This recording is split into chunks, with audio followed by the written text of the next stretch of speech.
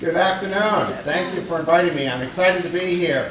My name is Jeff Lovejoy, and I am what's called a business coach, which means I work with business owners and business leaders to help them grow their businesses. And oftentimes I do that by helping them overcome the challenges that they have in running their business.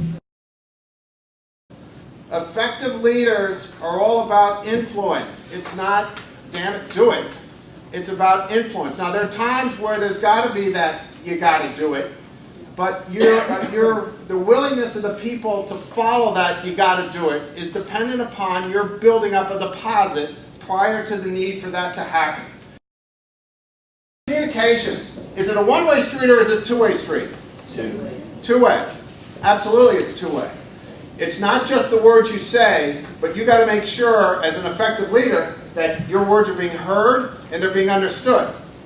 A lot of times, if we're not doing that, well, I told them that, I told you that, but I didn't get any acknowledgement back that the person understood. And so, whose fault is that? Generally, in a kind of conversation like that. Both. Both. For the speaker. But it's the speaker, because I'm not getting the buy-in. The other person is being who they are, and we'll talk about this. They're being who they are. I haven't affirmed and acknowledged that they understood what I said.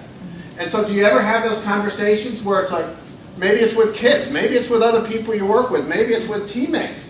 I told you that. How come you didn't get that done? Well, you know, I didn't hear it. I didn't hear it, and you never came back to me to confirm whether I understood it or not. So it just went right over my head. So that's what we're going to talk about. The two words that are the worst words in the U.S. language that prevent learning are those two that are up on the screen right now. I know. As soon as you say I know, what happens? You shut them down. You shut your mind is shut to any ideas, isn't it? And the person you're talking to could have the very idea that you need, but I'm not hearing it because I know. Now, I've been doing this 15 years. There's nothing you can tell me. I know it.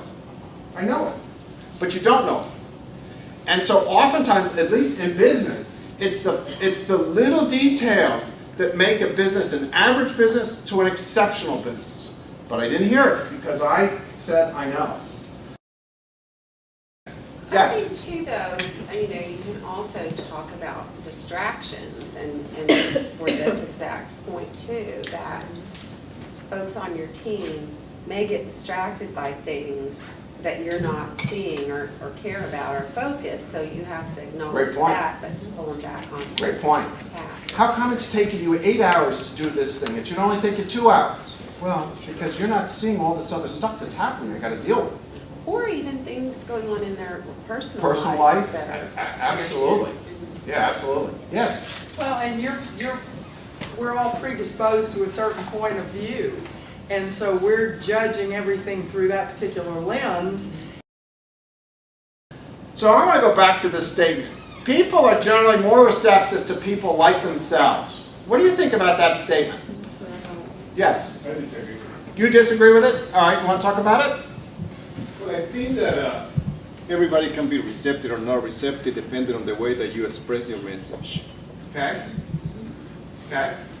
Not disagree. But do you find yourself listening more and building rapport with people that are more like you than people who aren't?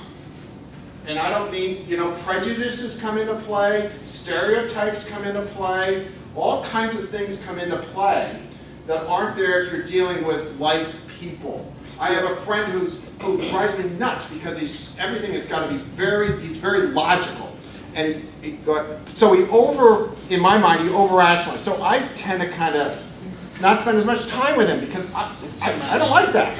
Well, we just went to an exercise a couple of months ago, you know, a personality exercise. Myers-Briggs. Yes. Yes. It was how you work with somebody who has, let's say, a different personality than yours.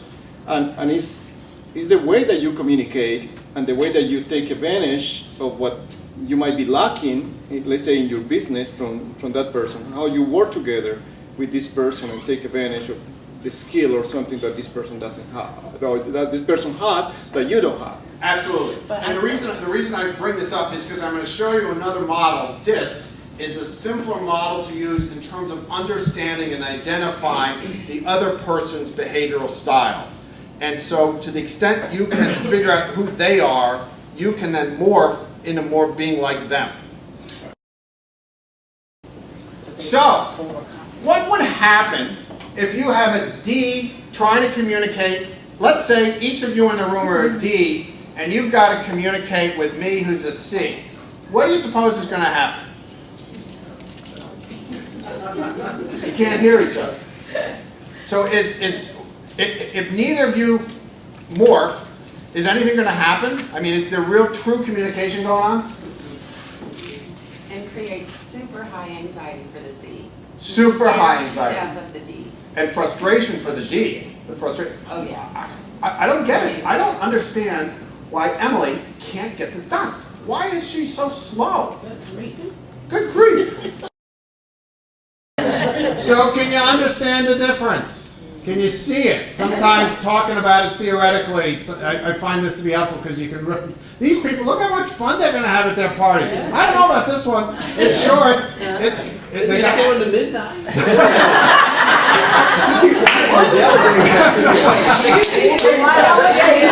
They don't even know what